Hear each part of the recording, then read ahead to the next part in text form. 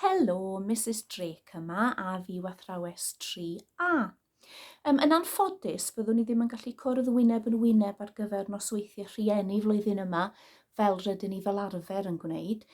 Felly mae'r fideo bach yma jyst yn cyflwyno i chi beth ni wedi bod yn gwneud yn 3A hyd yn hyn, ac yna dros yr wythnosau nesaf byddai'n eich ffonio chi yn bersonol i gael sgwrs bellach ynglyn â'ch plant.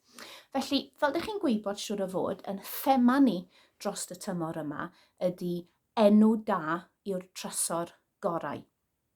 A fel i ni'n gwybod, dros y cyfnod clo, yn arwyr ni oll ydy staff y gwasanaeth iechyd. A dyn ni wedi bod yn edrych ar y gwahanol fath o bobl sydd yn gweithio fewn y gwasanaeth iechyd. Ac oherwydd ein bod ni o dan fwrdd gwasanaeth iechyd Aneirin Bevan, dyn ni wedi edrych yn fwy penodol ar pwy oedd Aneirin Bevan a i bwysigrwydd yn sefydlu y gwasanaeth iechyd.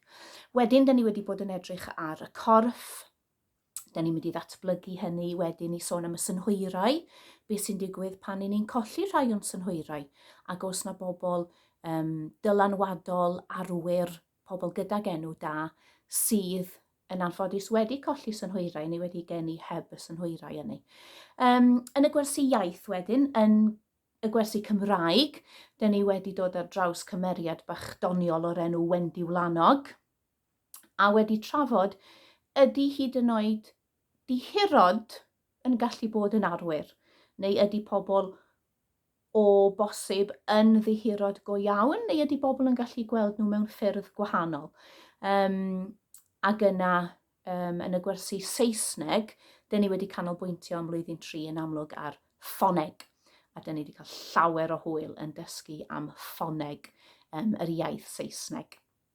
Wedyn, yn y gwersi mathemateg, dyn ni wedi edrych yn fwy penodol yn y tymor cyntaf yma ar y 4 sgil sylfaenol, sef adio, tynnu, lluosi a rhannu, a wedi edrych ar ffyrdd gwahanol o wneud y symiau yna, boed yn adio mewn colofnau a'r linellau rhif, ac felly wrth ganolbwyntio ar y sgiliau yma, gobeithio yn bod ni'n mynd i roi sylfaen gadarn i fedru ehangu ar y gwaith yna wedyn ar ôl y Nadolig.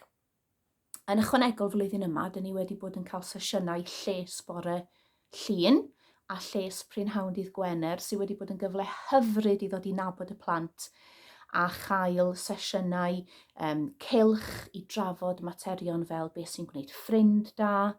Dyn ni hefyd wedi cael cyfle oherwydd y tywydd gwych i werthfawrogi natur a dail a nodweddion hydrefol.